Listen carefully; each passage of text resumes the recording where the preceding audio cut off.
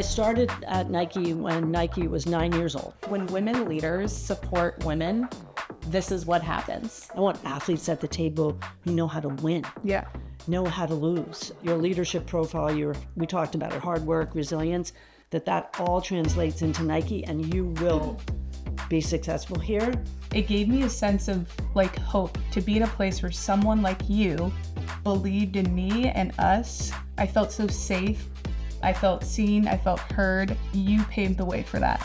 We don't love intros, so I'm just going to say it. It's Lauren Delatsky. I'm Jacki Jamelis. And welcome to the Clack podcast. Here we are in our boucle chairs again. Love these Are you chairs. comfy? I'm so comfy. Are you ready for this You today? told me that I needed to fix my posture, so I did. I was being very I'm super proud aware of you. that. Thank you. And thanks for being open to the feedback. Of course, I'm always here for it. Because, posture is everything. I couldn't agree more. But we do get comfy on this podcast. Yeah, I'm a sloucher. I love that. Clackers, we're so stoked to have you back. We didn't do any snacking and clacking today. We're going to snack after this. 100% snack. That's going to be a future merch idea. 100%. Yeah. One side a heel, one a sneaker, and the back side will be a snack. What snack is the question? Probably a Nilla wafer. Because you've mentioned it multiple times today. I have, but I could find better. So. Or a squeezy. Yeah, go to the squeeze all the way. I love this. But this is a big day for us. It is the last interview of season 1. We've got a real icon coming on. Dang. Someone that you have spent a lot of time with. Mm-hmm. I have admired from afar. But so really honored to get to know her through you and through this amazing life that she's built and career that she's built. So you want to introduce our guest for our clackers? Sure don't. You guys, Jacki hates doing intros. So I hate doing intros, hate doing outros. if you hate doing intros, just DM Jacki. Yeah. I'm going to flip that question back to you. Okay, let's do it. Would you like to introduce our guest? I'd love to. So we have a Nike legend coming on. We will introduce her when she's here. But Clare Hamill, who has held over, I think, 15 positions at Nike, started when the company was 9 years old in the Nike Sport Research Lab. She has absolutely changed the game for women in leadership, women in sport. She is so respected at the company and across many, many industries. And I've watched her for a long time and just what she's doing because I've always been so inspired by her. So for me, and I know you have a much closer relationship with her through the WIN program, which hopefully you can explain quickly. But I'm just really honored to have her and that she would be willing to come post-retirement, 7 weeks out onto this podcast.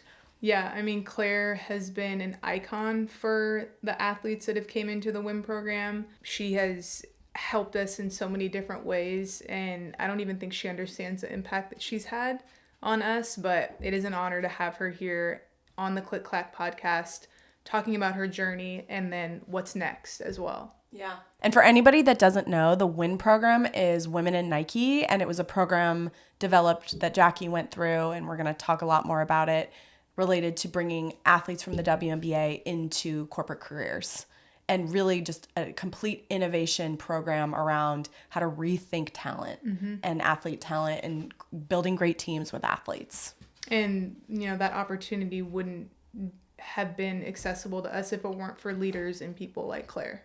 Yeah, I love it. Also, Riley just licked my foot. He's been pulling up, licking my hand, doing all the things. Should we get into this interview? Yes. Let's freaking go. Let's High go. Five.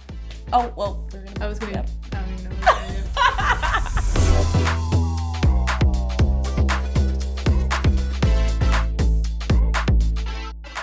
do. You guys, get ready for this interview today. We have the Nike legend here, Clare Hamill. She has been with Nike for over 43 years, and she just recently retired. Claire had her first job in the Nike Sport Research Lab, where Jacki Shout out to the lab rats. Shout out to the lab rats. She led the women's business. She's pretty much held many roles at Nike up to this point, and importantly, led an incredible initiative to help women in the WNBA translate their careers over into corporate. So we're just really honored to have you here today, Claire. Yeah, thanks for having me. Yeah. Absolute honor. Claire, you're a legend in my eyes for many reasons, which we'll get into during the pod. But if you want to give kind of an overview of your Nike background, I think that would be helpful for the listener too. Yeah, well, thanks. I started in the Sports Research Lab, which is where Jacki worked and where you worked, Lauren. And it was pretty much the perfect place to start. It's super foundational. You get to work with athletes. You learn a lot about how product works, and it just set a perfect foundation. That was back when the Nike Sports Research Lab was in New Hampshire. So found my way out to Oregon, worked in the running group. After I played basketball in college, I started running. So I ended up in running, and I had I think 14 jobs was the last count I did when I figured out how many different jobs I had. 14 lucky departments. That's 14 incredible learning experiences, but yes, women's business, a lot of time in product, footwear, innovation. Spent 3 years in Europe, took my little 6-month-old over there in a bucket, put her on the plane, and That's awesome. yeah, lots of different roles, and yes, culminating in the WIN program, which we're gonna, I know, talk about today. Can we ask, I don't know if you can pick one, but what was your favorite role?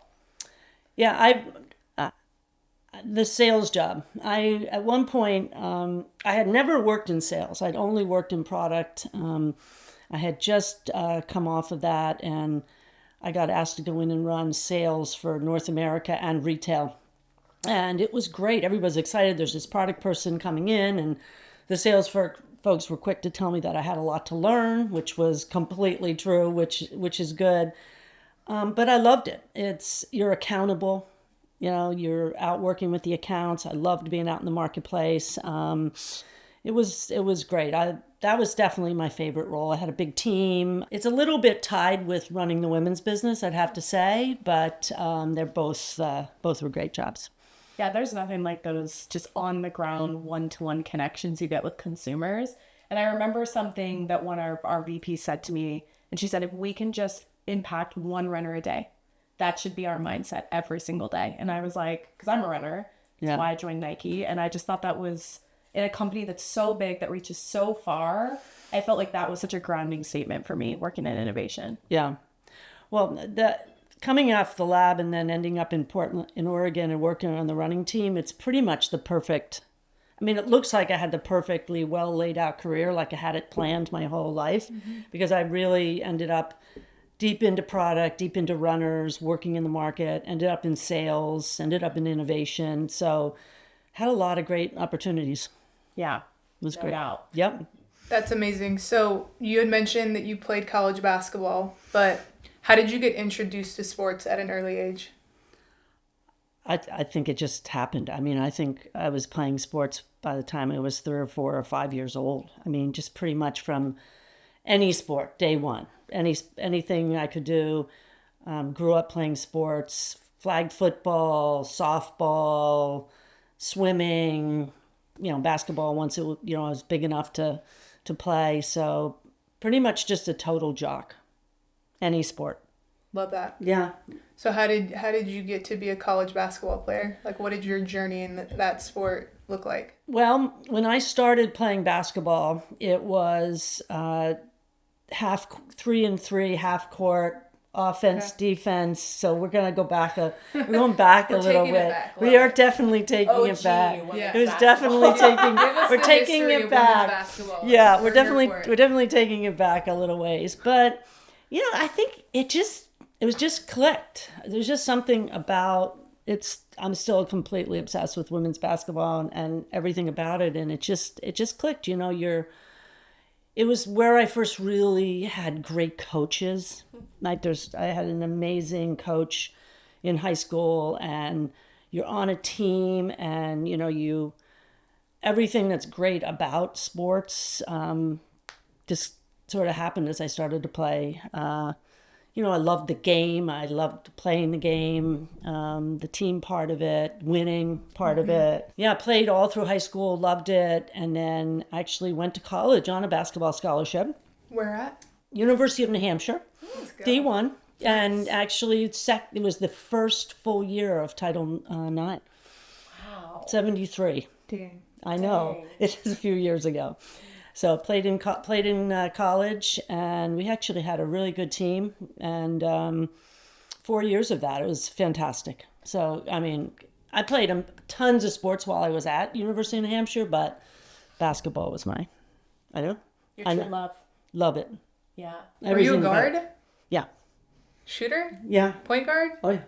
Captain? Yeah. I could see you being the captain. Oh, Yeah. 100%. You're just going right down the list. Leading Yeah. the team. Yeah. Yeah, it was great. I loved it. And it was a lot of fun. You get to travel, you're with a team, you know, it was a great experience. So everything about playing sports has been great for me. Do you feel like those skill sets that you learned as an athlete helped you transition to the next phase? No doubt. Yeah. I mean, I'm sure we'll get into a lot of this, but I think there's a bunch of things that are great about girls, you know, and boys, but let's just say girls playing sports. I mean, let's start with, you just build a lot of confidence, right? Mm-hmm. And I think confidence has certainly been probably one of the single biggest things that has helped my career and everything I've done. Mm-hmm.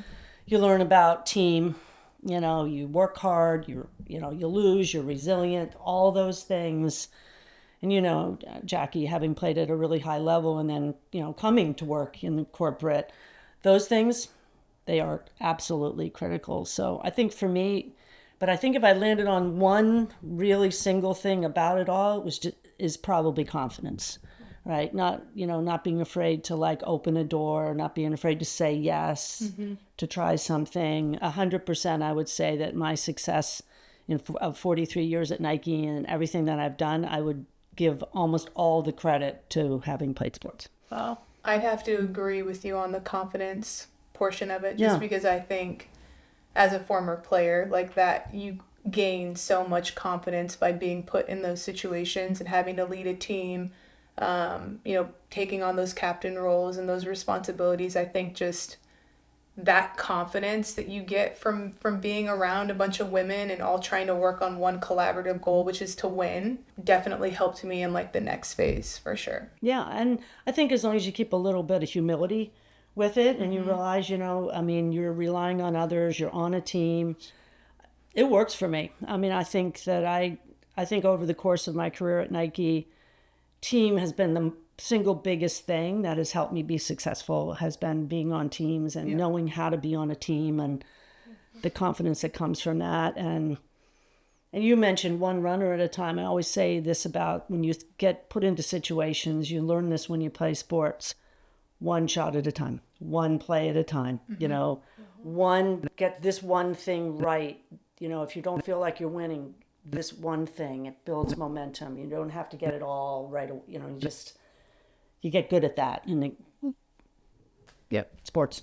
And I mean, I can really apply that mindset right now with this podcast and this startup because, you know, I think, you know, making those threads between the athlete experience, working on a team to business, it's like you have to set goals, right? You have to know, are you thinking too big? How do you scale that back? How do you reach that next tentpole versus going too far? And having this team around me, because I'm such a big thinker, has helped me really pull back and realize like, okay, it's just one step forward, get this thing right. And so I can totally relate to that just because we're going through that right now. There's so many potential directions we could go. And we're like, no, one step at a time, get this goal, make that shot. Yeah. And then we can get to the next thing, right? And it's like, I feel like if we could help young people understand that more, if like translating that from sport to their career, there's just such an opportunity to learn and to be humble and to go after the things you're really passionate about in your career.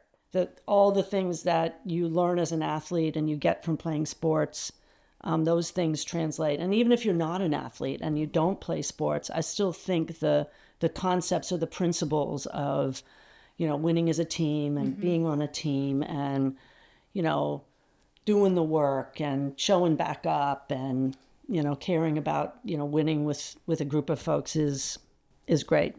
And then when you fail, because we all have moments of failure, it's like that, those are the moments that test you the most. Yeah. As far as like, you know, again, applying it from sport to business. Like when you have a failure, you have to just own it and figure out how you work through it together. Yeah. Well, I think a close second to confidence would be resilience.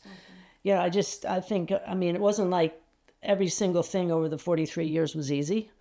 And I didn't make plenty of mistakes and I wasn't in plenty of situations that were hard. But you're just like, okay, that wasn't great. And you're just like, okay, that didn't go like I thought. And you learn from that. You take the time, you you get resilient and you're like, okay, not gonna let that happen again, and you learn from it. And so I think that you learn that, and hey, that's good to learn for anybody, whether you're an athlete or not, because things are not all going to go that well all the time. Yeah, I noticed that about you, Jacki. Like, that's one of the things I love most about Jacki is, like, I'll get really riled up about something and she's like, it's all good. And I really think it's because you've been through these moments in sport that I have never experienced that just teaches me so much about humility and knowing how to kind of shake it off and move forward. And that mindset is just invaluable in business. I think as athletes, we've had to learn to have a short memory, and be able to move on to the next thing fast. And I think that, all those mindsets and things that I learned in sport have just absolutely carried me on to the next phase. Because you can't hold on to things for too long. It's like, even good or bad, it's like, try and stay as level as possible. That's how I always was taught. And then it's like, it's not a sprint, it's a marathon, giving yourself like that grace and that time and patience and preparation for all the things to come. So, but I think this is a perfect segue into the WIN program. Claire, if you want to talk a little bit about what is WIN and the role you played in that. Yeah. Well, Jacki can weigh into since she's a part Absolutely of it. will. Absolutely will. No questions about it. And I'll be fangirling. Yeah, you can just fangirl. Well, one of the things I tried not to do was be too much of a fangirl, but then, when you're sitting with greatness, it's hard, I mean, we're what am I going to say? Majorly fangirling over you, so that's fine. Yeah. I hear you. Well, now as I look back, now that I've been retired for like 7 weeks, and I look back, without a doubt, it was like the perfect thing for me to have been a part of over the last 6 years. And of all the things that I have done at Nike, I think one of the things that was the most rewarding without a doubt. So I think about WIN, I think I call it kind of an innovation program. I think of it almost like it is an innovation, and we approached it that way. And there was about 6.5 years ago, I was working with Michael Spillane, another just absolutely great Nike executive, very, very close friend. And he had just come back from New York from having, I think, dinner with Mark Tatum, who's the assistant commissioner of the NBA. No big deal. No big deal. Somehow Michael and Mark Tatum are having some conversation about the W and about all the talent and Nike, and Michael comes back and he's like, we need to be doing more, and there's so much talent, and we're like, let's go. Let's go. And so got really clear on what we were trying to do, which was essentially hire amazing talent, amazing retired WNBA athletes. And we also ended up over the last couple of years hiring retired track and field athletes as well. So we took it from the W. I think there was one in my cohort, possibly. Or maybe it was the fourth. There were two in your cohort. Or was it the fourth cohort? I don't remember, but yeah. I remember it expanded. Yeah, and actually, you know what? Sometimes the best ideas are right in front of you. I mean, Nike has a big partnership with the NBA and the WNBA. There's amazing talent that plays in the W, and there's a problem. It was very difficult to transition from being a professional athlete in the W out after you finished. And at the time, and still today, women weren't making millions and millions of dollars playing in the W, and things are certainly opening up, but the transitions were not easy. Right. And we needed, at Nike, great women leaders and great talent and more athletes around the table. And one of the things, as I look back on it now, I think one of the biggest results of the innovation to bring retired W athletes into Nike was the presence of the W is different at Nike today. Mm-hmm. Like somebody was just telling me about the WIN program. This is a WIN member who was in the first group we hired, and talking about how innovative it was to bring the WNBA into Nike, which I wasn't really an original goal, but it's pretty amazing. Like we've hired 67 WNBA retired athletes into Nike, and the sixth group of women is being hired today.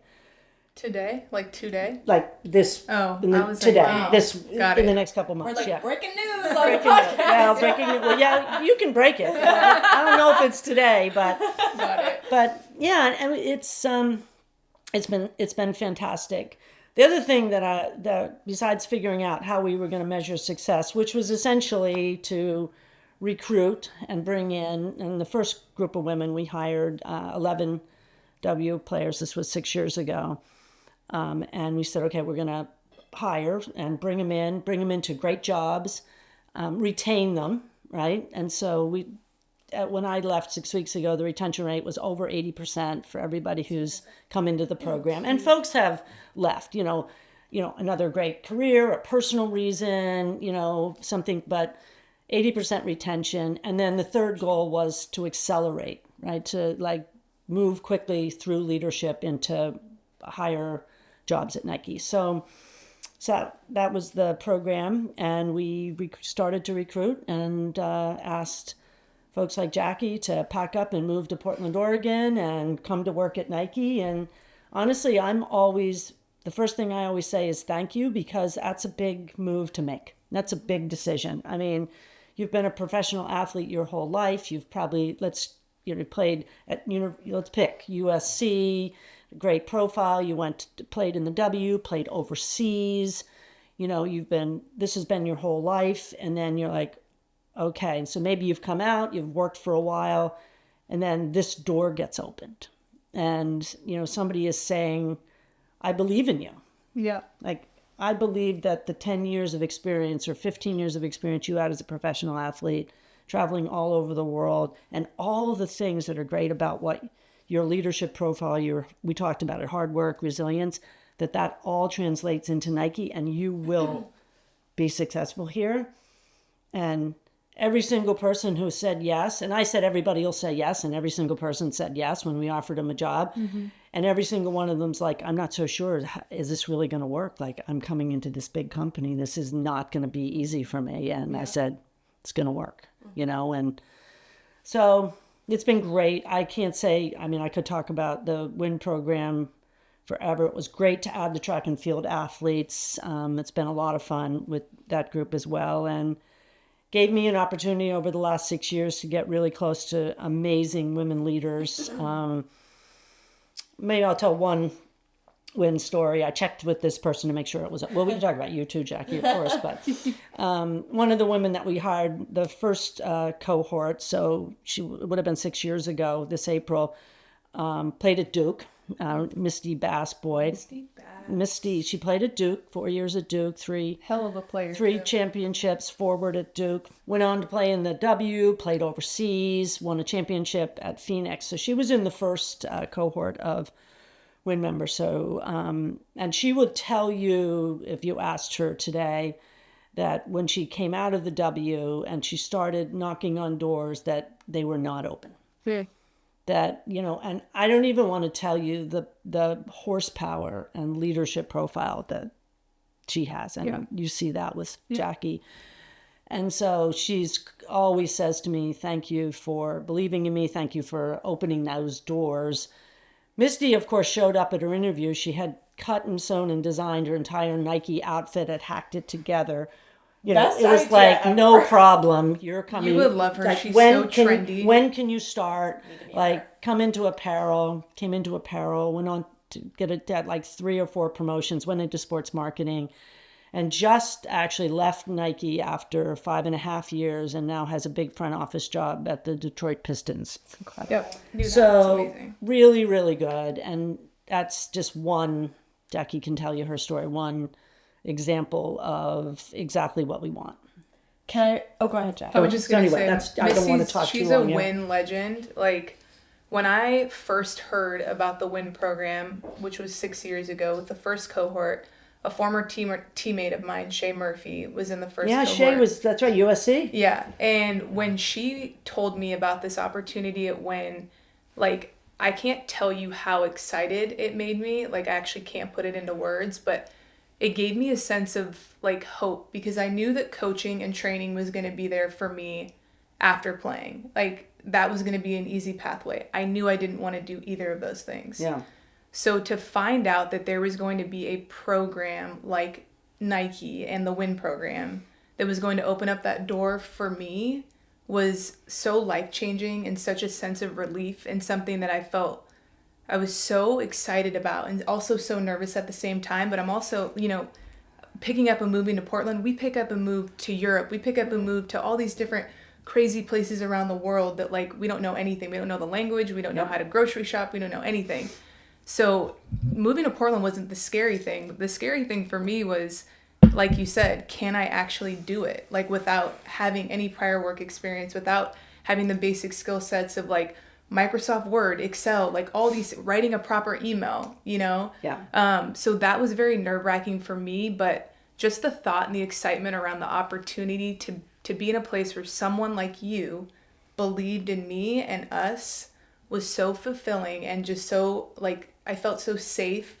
I felt seen. I felt heard, and it was like you paved the way for that. And that was like, it changed my life and, like, my career after basketball, Yeah. Well, I'm gonna get free. Thank you. You did it. Like, steamy over. I mean, I get a little emotional talking about it too, because I don't know if you realize the impact that you have on us. And I don't know if people tell you that enough, but, like, we talk about it all the time between cohorts. Like, Claire's a real one. She has fought for us, and we know that you fight for us behind closed doors. And it's not just like something where you're doing, for yourself or for public, whatever it is, but, like, you believe in us and you really believe that we could do it. So that's all we needed.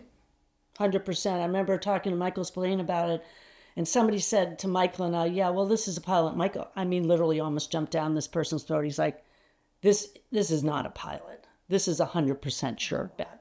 Like, he's like, yeah. Both of us like, this is going to be a complete, as we would like to say, layup. Right. Well, it wasn't that easy, and it wasn't that easy for you, and it wasn't that easy to get it done, and, it was innovative. And the first, we got a few things, we tried a few things in the first group, and then we fixed them, and yeah, there was plenty. That's why I call it innovation. Anytime you're sort of breaking down barriers, and, there's a lot of systems in place that kind of get in the way of hiring when you don't have this perfect 5 to 7 year, 10-year profile of all these jobs. And so once we kind of started to bust through all that, and then, we got amazing. But thank you for saying that. I mean, it was incredibly rewarding, and it's the only thing I have so many win. There's this thing about this may not just be W players, but now that I know so many W players, I feel like I know about this much about it. There's this thing about your number and signing things, and I have more signed things from all the WIN members, and like a whole picture with everybody's numbers on it, and so great. I still sign my name with my your number. This is a thing, everybody. Every letter I write, Jacki Jamel's number 23. Number 23. And so people say, what's that? I'm like, their number. And so now I know. Yeah, I need to grow up at some point. No, I think it's so good. I think everybody should. I finally figured, it took me a little while. I was like, everybody signs their name with their number. It's just what it is. And it's like, so then I was retiring at 43. So then there was like 43 years at Nike. Everybody who had number 43. So then, of course, Shira's number 43. There were like 6 WIN members who wore number 43. Well, that became really more important than the fact that I had played for. That's numbers. Yeah, it's a big thing. So as someone who did not grow up in professional sports or had aspirations of being a professional athlete, but has always loved sport and participated my whole life in sport, there's a greater theme that's coming out to me right now in this conversation and watching you two, is when women leaders support women, this is what happens. Big deal. And I think that's, in my mind, as I've worked across a lot of different industries in my career, that is where I see things break down.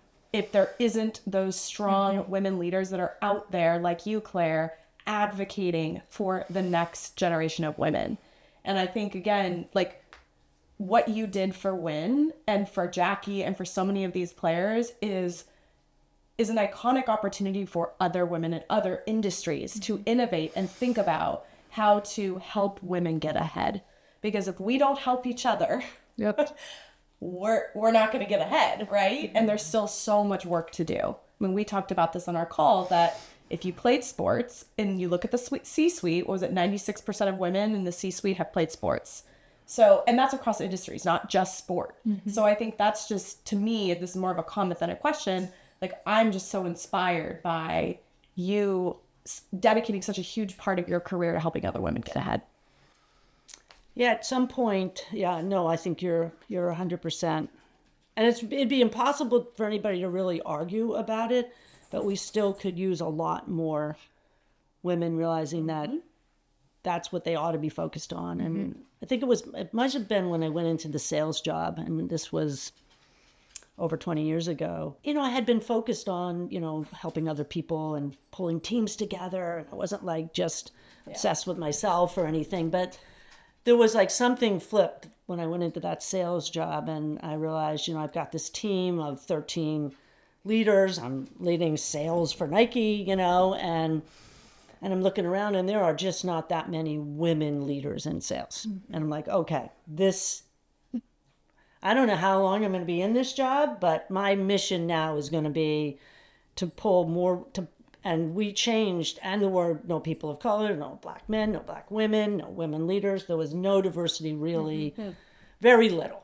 No, and so I have the picture in my office of that sales team, and we focused on that. And it was, incredible. And, it's just like, okay, I remember there was one woman that she must have been living in San Francisco, and she's a great sales rep, and she'd been in San Francisco, and she's excellent. And I'm like, well, time to move. Let's go. And she's like, oh, okay. Hadn't even really been like thinking. And all of a sudden, she moved to Portland, took on a bigger job, and just started moving people and saying, okay, you've got it. You can do it, right? Mm-hmm. Yeah, there's things to learn, right? We all have things to learn, I feel like there had to have been some like hurdles in starting the WIN program. Like, what are some things that you could talk about that you remember that were like hurdles to get through, or the doubters, people that, didn't necessarily believe in the vision? Because I'm sure you had that experience.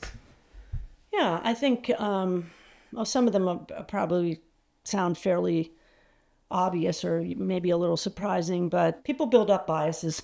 Yeah. And I think, oftentimes when you're trying to do something very new, or you're trying to break down, like I said, we're hiring people that by most people's definition didn't have experience, right? Mm-hmm. And I would do let me tell you how this 10 years of professional experience translates into experience, and we're going to hire based on the capabilities and the potential, and then we're going to accelerate that and wrap that with learning and development, and in about 2 years, it's going to blow you away. Mm-hmm. But there's biases, and I think they don't have any experience. No, and we were hiring into, you started in a role in the Nike Sports Research Lab, and I mean that's a very coveted place to work in the innovation building, the LeBron James building, and so I think it was a little bit of you've got to trust us, and then Michael and I kind of didn't completely ask full permission or deal too much with too many people who didn't really completely agree with us, to be honest. We kind of were like, okay, we're going to break through that bias. I think you get a little bit of athletes bias, and which you would really be surprised because, I mean, Nike was founded and started by athletes, and the more athletes at the table, the better. I mean, how could that be anything but excellent for Nike? And we also did a few things that were not usual things when you hire. And I'm like, this is a group of folks who, we want to treat them like they're special. We want this to be as I used to say, this is a white glove experience. Yeah. We want the recruiting to feel white glove. We want the hiring to feel white glove. We want the move to Portland. Because don't worry, this is a group that's going to work their, asses off, right? Yeah, so we don't have to worry. We don't have to worry about that, right? Let's make this. And hey, honestly, I think Nike's entire recruiting and hiring process is pretty darn white glove anyway. Yeah. But we made it. Michael and I, we didn't apologize. I don't apologize for making this feel special. I don't apologize for every single one of the jobs being excellent jobs. Yeah. And, you know, I think we just broke through some of the barriers, and we, you know. I have a pretty vivid memory of like a naysayer situation in my experience.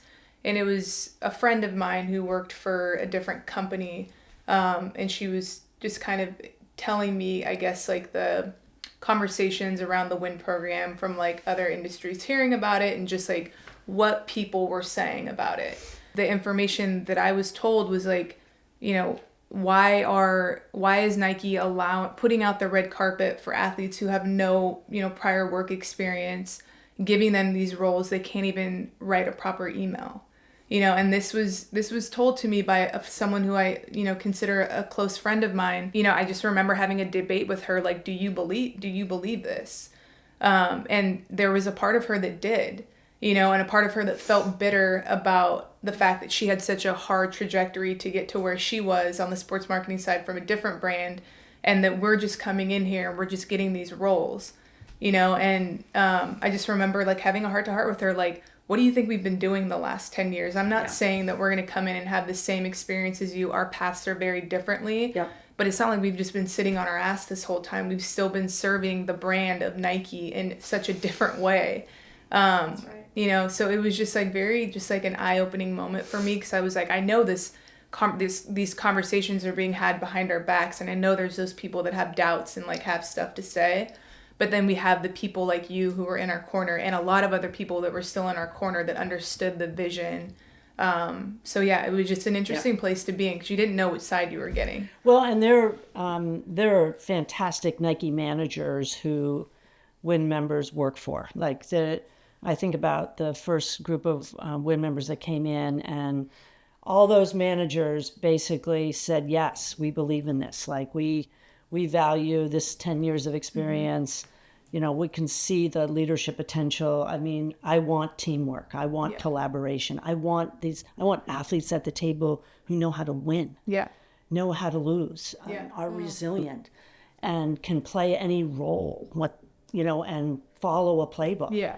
One thing I know I was for sure of was I was going to be a good teammate. Yes. And I was going to work my ass off. 100%. You know, so I didn't know a lot about my role. I had a tremendous manager, Brennan, who's absolutely phenomenal. Yes. We love you, Brennan. Yeah, we sure do. And he wasn't necessarily holding my hand, but he was giving me the tools necessary to be successful, but also allowing me to be put in the fire, you know, and figure it out, which I loved about him, you know. So I felt, sorry. I'm just going to tell my A'ja Wilson shoe story now. Please. Please. So A'ja, as everybody who's watching this podcast would know, we just released and had a big deal about A'ja's shoe coming out. There were 10 different WIN members that had a role. I know Doc was one of them. Oh yeah, you guys know Doc, but beyond even Doc, Mo worked on from cohort 1, was the product manager on that. Angel was the kids manager. The kids product for that A'ja shoe turned out fabulous. Mm-hmm.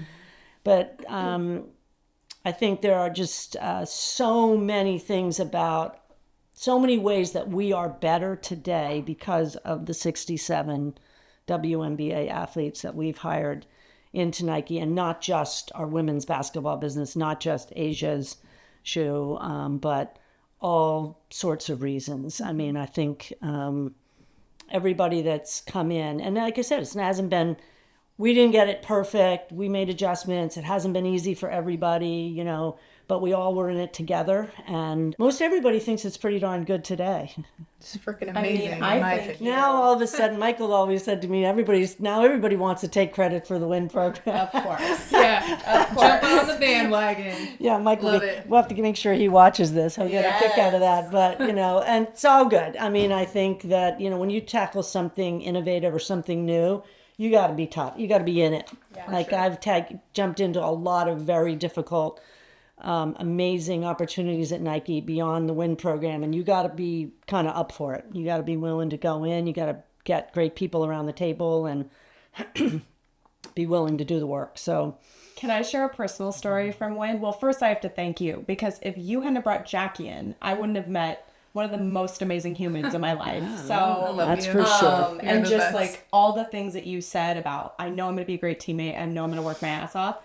I saw you do that at Nike. I see that you do that in your sports agency career. And I see you do that for this podcast. And it's so apparent what a great team player she is. And also personal story with you and others is like, I made a lot of friends in Nike of former Win. I mean, Ify, just like so many I love Ify so much. Hey girl, love you. But what was so cool about the Win program too is like being a non-athlete and needing athlete insights, especially being in innovation. I know I could reach out to Jacki, I could reach out to Ify, other people that I met, and they were like, let me go talk to the cohort. Let me go get you answers. Like, it was this incredible community of women that would just lean on each other across departments to always be there. And I just was like, wow, because, you know, I could go to the comms team or the marketing team and I might get an answer in like 2 weeks, but it was, you know, everybody's busy, but I just knew when I worked with someone in the Win, like their heart was deeply in it and they were going to go to their community and get the answer. Yeah. The next day I had a pair of Sabs on my desk and I was like, oh my God, like that would have taken me forever to get. So it just like that, the power of that community is so valuable to the company. We had Win group chats that were popping off left and right. So like we had our large Win group chat, which is everyone in every cohort. And then we had each cohort that had their own group chat. So like you said, we would lean on each other for literally everything.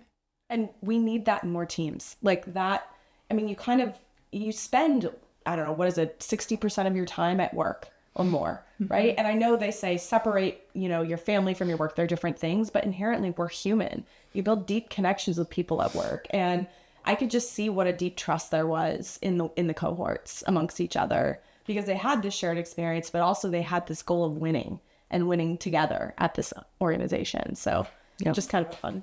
My personal experience with the Win program. I love that. It's amazing. Love it. So Claire, tell us a little bit about, because, you know, our podcast really speaks, we see ourselves as being a bit of a bridge from your everyday woman who may not really partake in sports or may not watch professional sports. And how can we get more of those women engaging in professional sports through a lot of different topics, careers, fashion, beauty, you know, things that they can really feel connected to.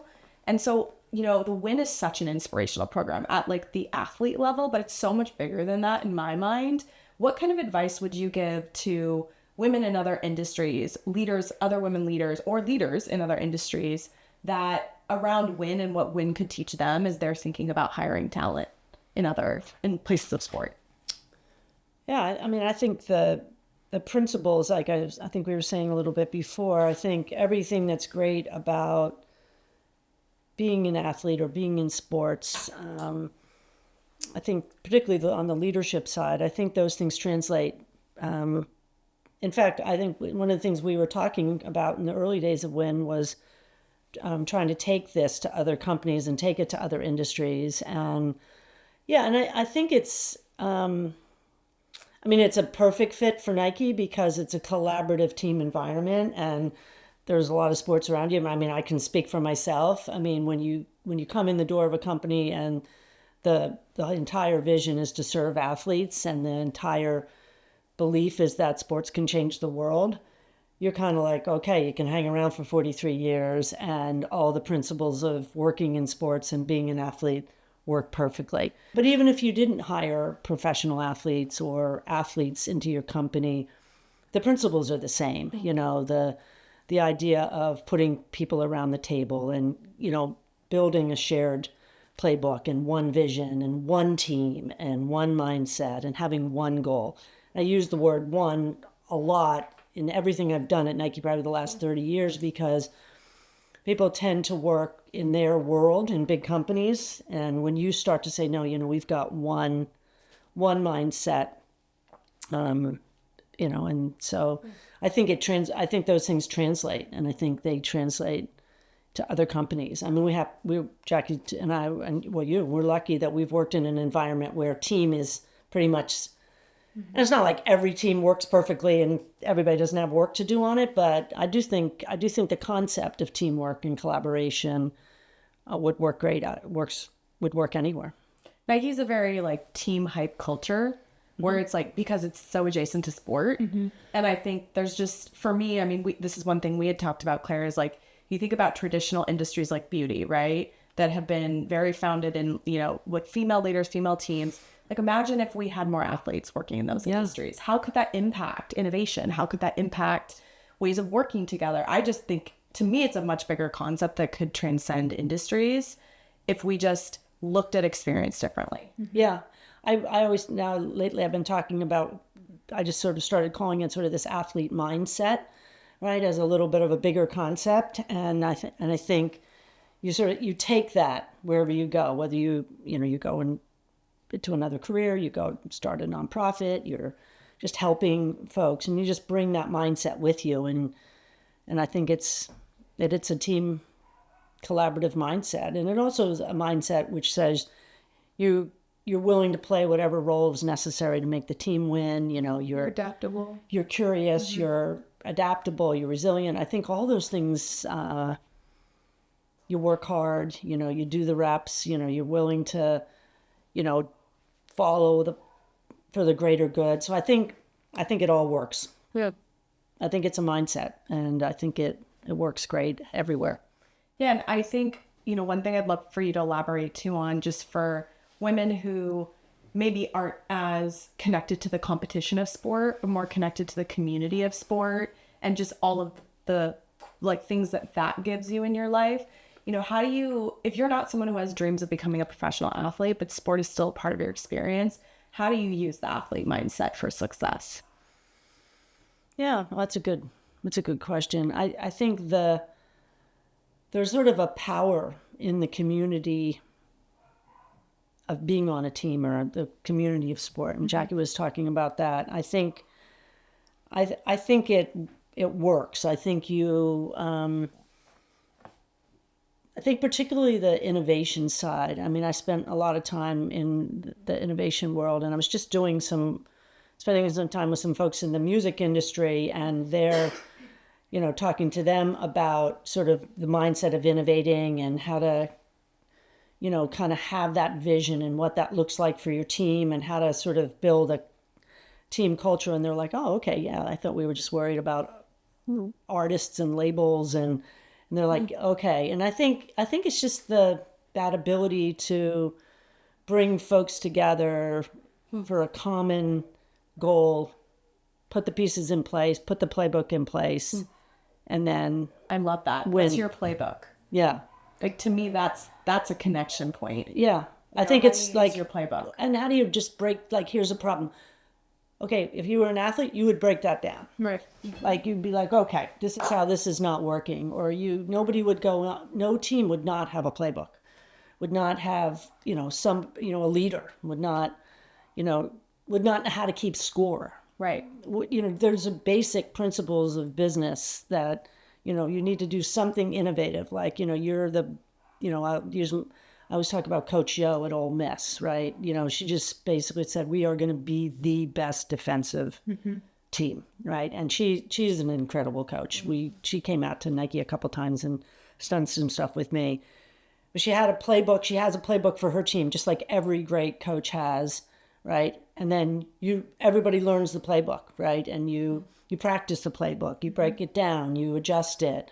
You keep score, right? You win, you lose. And so those principles, they carry over. You go into I've gone into very challenging situations. People are looking around the room like, oh my God, we're not winning. We don't feel good. I remember I went in and was leading a team, and I'm like, okay, let's pull up to the table here now. We're moving to the winning team mindset here. We're going to be the winning team, right? We're going to start with a playbook. We're going to come together. We're not going to have 10 people all talking about, we're going to what's the one thing we all have to do. At Nike, it's easy. It's always, let's focus on the athletes. So half the time when people aren't winning, they're focusing on something else. But it's the same way you would break down anything or bring any group of people together to win. I love that. Yeah, it's awesome. That's so good. Could you talk a little bit about Nike's stance on women's sports from the beginning of when you started working until now, I guess? Sure. Well, just to give the context, I started at Nike when Nike was 9 years old. So it was a very young company. It's amazing. Was it Nike or Blue Ribbon Sports at that point? Nike. It was Nike. Okay. Yeah, but where I started in the sports research lab, which was in Exeter, New Hampshire, there was still a sign in the front for Blue Ribbon Sports, which I had no idea what Blue Ribbon Sports was. I'm just like, my paycheck's at Nike, and I'm like, I want to see pictures of you back in the day. back in the lab days. I have them, or I had them on my old folder, There are- and I loved it. Yeah. Somebody was circulating a photo of me playing at University of New Hampshire that I want to see that really, too. it's a skirt, and you really need to see that. You had to wear Misty, skirts? a couple of girls have grabbed hold of that picture. Oh, I gotta see it. Anyway, let's go back to the topic at hand here, not Claire in the skirt.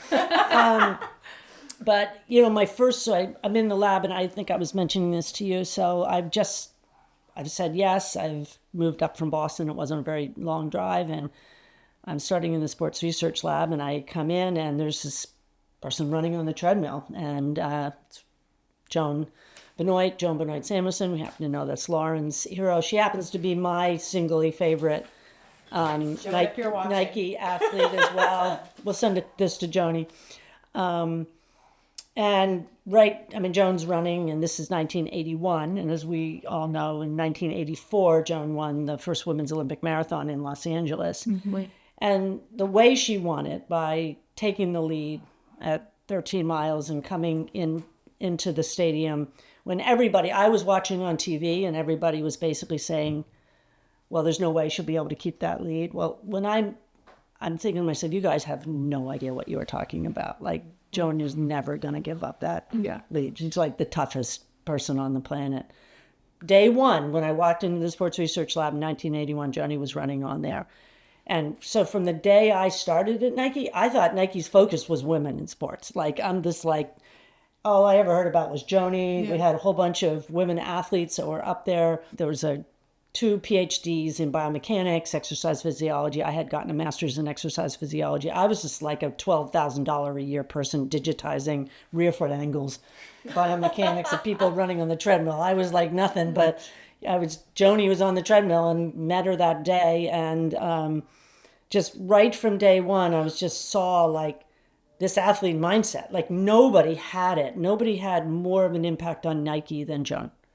The way, how bold she was, how she worked, how daring she was. And so anyway, so for me, I always felt like we supported women's sports, and we did. I still say we, because I'll always say we about Nike. And I think, even when I went in to run the women's business, some 20 years after I had met Joan, and I had an event in Portland when I was running it, and had a whole bunch of retailers came in, and 15 women athletes come in for this retailer event. Mm-hmm. And it was amazing. And I think, obviously today everybody knows the amount of focus we have on women's sports and the women's business. But for me, I think I always felt like we had that focus from day one. And, I know like folks like Mark Parker, who's our chairman now and was CEO, if you asked him like who was the most influential athlete for him across, probably be Serena and Kobe. Like, Serena just as much as Kobe. Mm-hmm. There's loads of other incredibly important athletes, but, I think women athletes have had as big an impact on Nike and Nike's culture as male athletes. And I think that's really true today. So what would be your advice to other women leaders or leaders in general around how to apply this athlete mindset to hiring in other industries? Yeah, well, I've adopted sort of a philosophy and sort of an operating model for me, which I now just call Just Say Yes, which is this idea of, push up to the table, say yes, adopt that mindset of being an athlete. And I think that works at Nike, and it definitely would work in other industries. I love that. Just say yes. I love that too. It happens to be the title of a book I'm working on as well. So okay. Oh, is that a so hot take? Is that are we breaking news? That's a shameless plug for a book that's not finished. It's incredible. But it's a philosophy. Coming to life. It's a brand philosophy of mine. But I really think you hear no so much. No, it's not. You hear no so much. And I think even in just tweaking that mindset can change everything. Yeah. About 15 years ago, I had some brand folks, really great folks in Portland, do some work with me. And somebody had given me the advice of working on my brand plan, like who are you? How do you operate?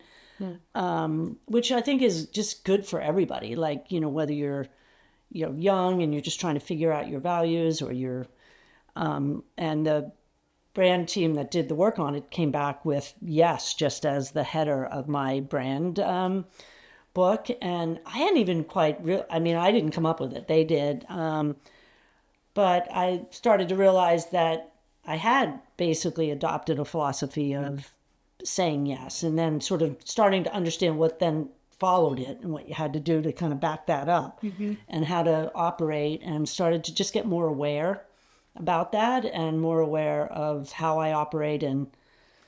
But yeah, then now it's turned into just say yes. So I think you embody that really well, Jack. Yeah, I definitely try to. I feel like saying yes, especially in situations that aren't necessarily comfortable, always, they help me grow and they help me become better, and like, for an example, the WIN program, like it was something I was nervous to do, but I did it and I came out such a better person. I came out with, knowing just a lot more, learning so much. And even with this podcast, like it's not necessarily the most comfortable position for me to be in, talking about things that maybe I'm not always super well polished on, but like this interview is obviously something that I'm super, super passionate about and very into. You know a little bit about this. Yeah, but like there's certain things, but I always come out learning something and coming out a better version of myself. So like, just say yes. Yeah. And that, you're right. And Lauren, I feel like you're the exact same way too. Like, would you agree? Yeah, I think so. I think I've always really embraced, I just tend to have a very optimistic outlook on life, sometimes to my detriment. And I call that out though, because I think you embody the athlete mindset, and therefore, like when I brought you this concept, I was like, whoa, this could be something. You were like, yes, let's just, like, there wasn't even a second thought. I think it's because you trusted me, but also you're willing to put yourself in uncomfortable positions. And it goes all the way back to confidence, which you talked about. And I think there's no way to become a more confident person if you don't put yourself in uncomfortable positions. Yeah, for sure. So that, I think this whole thing is very full circle as far as like athlete mindset at the center, confidence, grit, perseverance, like they're all connected. And usually, you're saying yes to people. Usually. Jacki probably felt very comfortable saying yes to this because she's saying yes to you too, right? And I think in the end, when you get asked something or asked to do something, there's some quick filters that kind of go off in your head, but usually you're saying yes to the opportunity to work with a team or with certain people or be in a situation where, and certainly for me, 43 years, there's no doubt that it's been the people part of it. That's what the WIN program has really just been about, people, right? For me, and so. That's incredible. So I made a connection early on in this interview that leads into our next section around predictions. But so you started the WIN program 6 years ago. So 2019? Yes. Good. So I just read a stat that since 2019, the revenue of the WNBA has doubled. I just have to believe that the momentum and the work that you've done, and you, Jack, and so many other women, like that growth is astonishing. Yeah. And so I'm making that connection full circle because I'm like, you started 6 years ago on this, and here we are. Yeah. It's a great call out. Real smart. Yeah. Well, a lot started to happen coming out of 19 and 20. If you look at kind of where the W was, and the WNBA has been an amazing league and had amazing players and an amazing game since its inception back in the 90s. But the momentum that's picked up from 19, I think the bubble in 20, when the W had to play in the bubble, the women who were playing in that bubble, they just built their voice.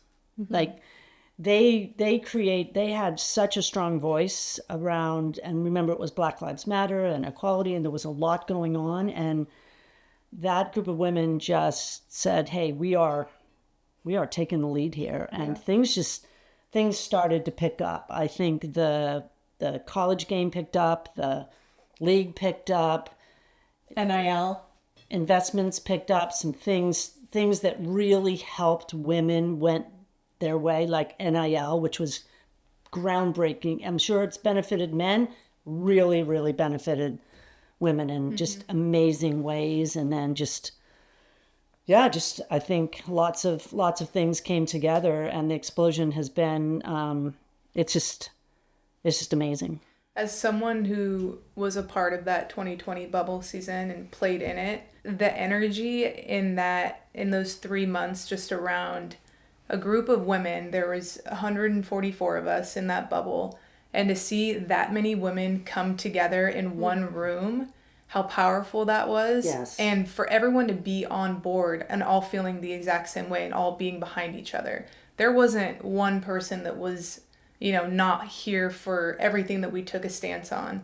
And it was just like those rooms were so powerful, and those discussions were so powerful. So good. Sue Bird, Nneka Ogwumike, and all these leaders of the league standing up there and just saying, how do we want to use our voice? How do we want to use our platform this summer, to bring, these things to light and talk about it in a way that's impactful and for what we believe in and what we stand for. So that is definitely a season and something that I will never forget for the rest of my life. And I do think it was that transformation period as well. 100%. I mean, there was just no stopping that kind of power all in one place, all focused on the same thing. Yeah. Power of women's networks. No, it's amazing. It's a beautiful manifestation of that. Forced into it because of COVID, but what a beautiful thing to come out of it. Yeah. Right? So this leads me into kind of our question around the future of women's sports. You've been a pivotal leader in many, many years of helping move women's sports forward, support athletes holistically, but we know women's sports are at a really critical inflection point right now. And that's why we're starting this podcast, is we want to keep bringing more women who don't watch sports into the game so we can keep growing that viewership.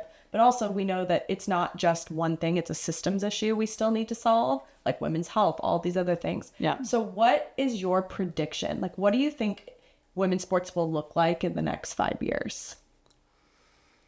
Well, I think it's pretty much unstoppable now. I mean, I think at this point, I think go back. Yeah. There's no going back on this now. I think you're going to have a massive explosion with the W, which is very, very exciting. I think there'll be more international connections going on. I've been following the league down in Australia and what they're doing down there with Lauren going back, and just I think I think there'll be more. I mean, international opportunities. Way more international opportunities. I agree. Yeah, I think that's a piece that's still a little nascent in. I mean, the W players have gone overseas and played, but still, I think the whole international piece of it will be interesting. Yeah, and I think it's just going to be fun to watch how the sort of multiple leagues are going to go. It's been fun to watch. I'm rivaled down in Miami. The thing I've been loved watching about it is that these 3-on-3 teams are mixed of players are playing on different teams when they're in the W, and it's been so great to watch. It's been so much fun, and it's created opportunities, and it's monetized itself, and it's proven that it can work, and it's so I think people will innovate. They'll try some more things, and couldn't agree more. Yeah, I think the NWSL is powering right now. I mean, they've done breakthrough things. I mean, I think they're kicking a little bit of butt for the W on some of the things they're doing around the players and pay. They created a complete free agency out of everything. There's some good and money is coming in because and the viewership is broad now. I mean, it's young girls, it's young boys, it's families, it's diverse, it's great. So I think the next 5 years are a rocket ride on it. I would love to see more streaming networks like Netflix really pick up on women's sports in a more meaningful way, because we live in a sports world, but we also have to remember that the way most people intake information these days, our feeds are 100% curated around our interests, right? So when I post things sometimes on TikTok, I'm quickly reminded how many people don't even know where to watch women's sports. And that's why I think movements like what Jenny has done with the sports bra, but we need a massive network like that to really step up. They've done it for the NFL. We need a network like that to step up for the women's game and like really create a one consumer journey for this mass moment for women's sports. Yeah, it would be great to have a big breakthrough where it was incredibly easy to get any game you wanted at any moment. Right. Mm-hmm. And that isn't exactly where it is right now. Like you got to work at it. Is it on Peacock? Is it on ESPN? Is it here? Is it here? And what if you didn't have cable and you don't have all those channels? How are you watching it? So social media. And so I think that's right. I think creating a massive, make it super easy and accessible platform so it could be taken in by anybody. That would be, it's better. It's definitely gotten better, and even the app is better and everything's better. But I think that's right. I think that would be really great if women's sports led the way on making it super accessible and easy to find every game. World Cup 27, I think, is going to be insane. Yeah. Just across the board, which leads us into the Olympics. And I would love one more thought from you, because I have a really big prediction and I'd love to get your take on it, which is, so we saw gender parity for the first time in Paris in Olympic history this year. If we continue on this trajectory with women's sports, I have a big prediction that we're going to see more women competing in LA 28 than men. What are your thoughts on that? Have you broken that down, like the sports, and done the math on that? Not yet. But I'm starting to put the math against it, because like we're just seeing so much new talent come out of so many sports, like rugby, flag football, like new sports that are going to emerge in the Olympics. And then it'll take more countries than just the United States getting on board on each of those things. And it's not a validated prediction. It's just no. Well, I do like every once in a while I like to have some facts. So I was just checking to see if we had any. I haven't just checking. But it's more of a let's say a grand gesture towards the future of how cool. I don't think you're out on a big limb on that one though. Yeah, I think that, I don't think anybody would like immediately say, no way. There's no. Oh, people on TikTok will. I'm sure the trolls will come out. That's great though. Do you have predictions? Well, no, not predictions, but I think just going back to like the emergence of like women's sports and like the growth and how we see it in 5 years. I think all the new WNBA teams that are coming into the league is going to open up more opportunities for international players to come play in the W, because they haven't came. A lot of them haven't come, the top players, because why would they? They get paid more where they're at, So I think the more opportunities, the more salaries increase, which they're going to. And then, like you said, other leagues and people are figuring out ways to, come up with other leagues and replicate what they're seeing with like an Unrivaled or Athletes Unlimited. And they're going to try and make it better and make it, more accessible, like you said, for international players and doing different things and being creative in different ways, which I think is going to be really exciting to see, because I don't think Unrivaled is the end of, this other league outside of the W. I think, every league, men's leagues, women's leagues, every sport, everybody's having to not rest on, isn't this great? We have this formula and we've been doing this formula for the last 50 years. Everybody's innovating in these leagues, right? And I think the W is just going to have an outrageous product here this next year. There's going to be so much attention. You can see that with even some of the girls saying, no, I'm not going to go to the NBA All-Star game. I'm waiting for Indianapolis. I'm like, I love that. Like,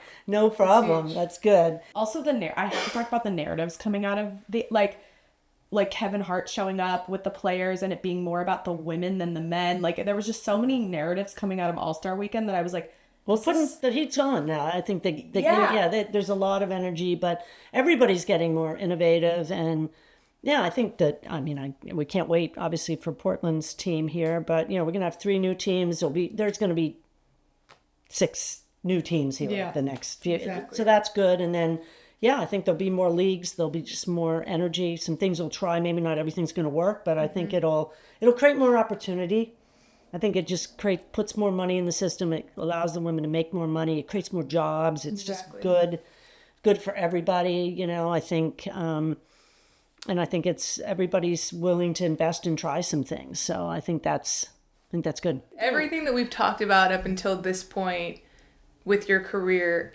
would love for you to talk about what's next.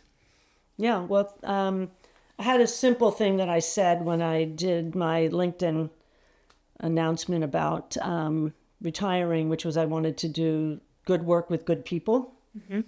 And that's kind of been my thought process here over this last 6 or 7 weeks. I had a short list of folks that I immediately connected with and said, hey, let's do something now. Mm-hmm.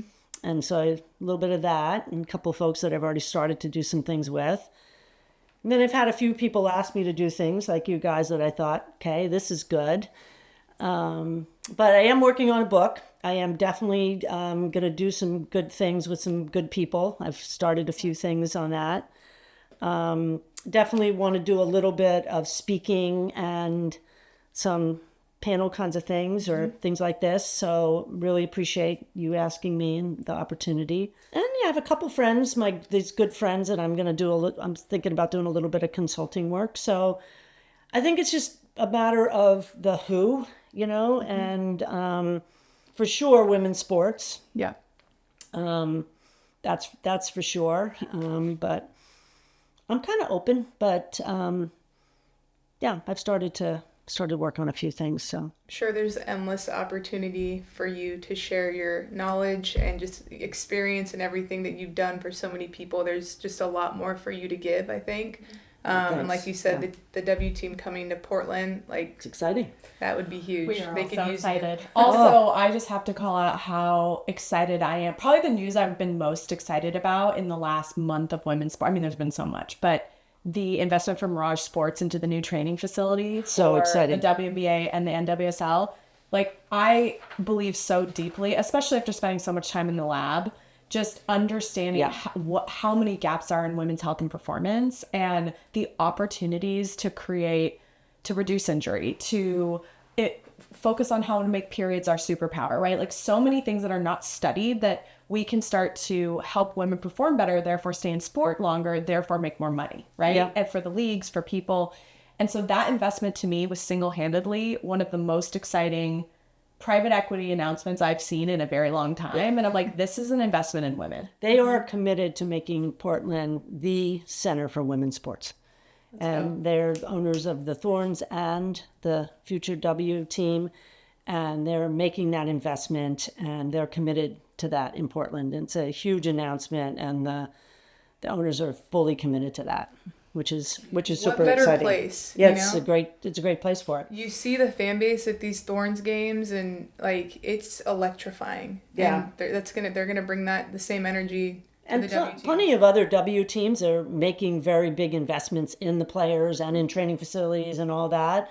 But this was a big one, and it's across both teams. Yeah, it's huge. And it's a sort of a leading statement about what they're going to do in Portland, which I think is exciting. Mm-hmm. And the insights between the teams that I think that's really fascinating. No, it's fun. Two lateral sports, but very different sports. Yeah. Fascinating. But Claire, it's been more than an honor. I've followed your career for a very long time, just outside looking in. And just what an honor it is to sit next to someone who has supported so many women. Mm-hmm. And I think, to me, that's been your greatest legacy in my eyes, is how much you've supported athletes like Jacki, but also women as a whole. And I hope our listeners can see that. That's the power of when women leaders step in and make change. Yeah, thank you. Thanks for having me. Claire, you are the legend. You are my MVP. I appreciate everything you've done for me and everything that you're going to continue doing for so many people. So thank you so much for coming on this podcast. It was an absolute honor, like Lauren said. Yeah, you're welcome. Thanks for having me. Just say yes, everybody. Yes. Yeah. Just say yes. If you had asked me 5 years ago if I would ever have Clare Hamill in my home for an interview, yeah, I'm shook. I know. Same. How do you feel? You have such a close connection with her. I feel like exactly how I expected to feel. I think she has had such a huge impact on my personal career and growth. But just being able to be in this position, interviewing her, asking her questions, hearing about her story. There's things about her that she talked about that I had no idea about. And it was just amazing to listen to her. She's just such a legend and so respected and, you know, at Nike and especially in the WIN program. So yeah, it was just an absolute honor to have her on. She killed the interview, I thought. And she's so cool and approachable. And I think, you know, sometimes when you're in those big corporate environments, it can be really intimidating around really high up leaders. Mm-hmm. And I think for me, just always seeing the person behind, like we just got to see, because I always just had such deep respect for her. And so it was like, for me as a woman who's always really respected women in business like that, I'm like, she's just so cool and down to earth, you know, sure like is. Some of the other women leaders we've had on this podcast. I'm like, man, like these are the women and the stories that we need to get out into the world, you know, and like inspire a lot of other girls and women that are coming up in business or in sport. Yeah, no, I couldn't agree more. And she, like you said, she's so personable, so easy to talk to, very down to earth. That, like, for me, makes me feel, you know, at ease when talking to her. It's not this like corporate leader at Nike that is like you're like afraid to speak to. Like, she's very relatable. What WIN means to me, it was just like a door that opened and an opportunity that presented itself when I didn't feel like I had options. And at the time I was still playing basketball. I knew that my career was coming to an end, and I was starting to, you know, put my feelers out there and try to network and try to put myself in positions to meet people and figure out like what I wanted to do. There was a part of me that wanted to work in sports marketing because I had other friends that worked in sports marketing. And I saw what they were doing in their day to day, and I felt like it was very close to women's basketball, and it was still a way for me to be involved in the game, just in a different way.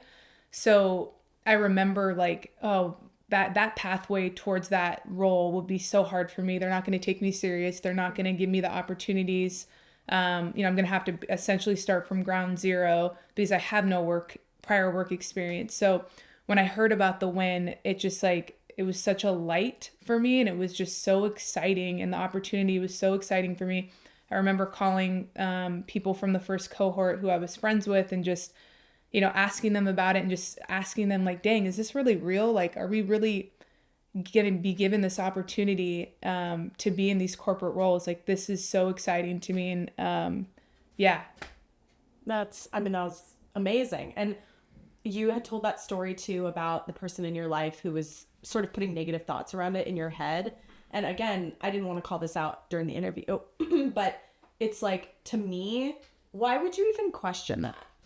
Like, why wouldn't you look at this as an opportunity for women to continue to get ahead, especially women that have built their brands and inspired so many other women? Like, even when I'm, you know, even like when we had that call with Todd, right? He's like, my daughter loves you. Like, it just, that is so meaningful. And it's like, it just, things go better when we lift each other. 100%. And so, I'm only here for the people that lift each other up, and I'm not here for the others. Like, I'm at a point in my life right now where it's like having people like you in my life who are very uplifting and empowering each other. And, you know, that is the people who I want to surround myself with. That's a whole different tangent that we'll move on from. Absolutely. It was amazing. We love you, Claire. Just say yes.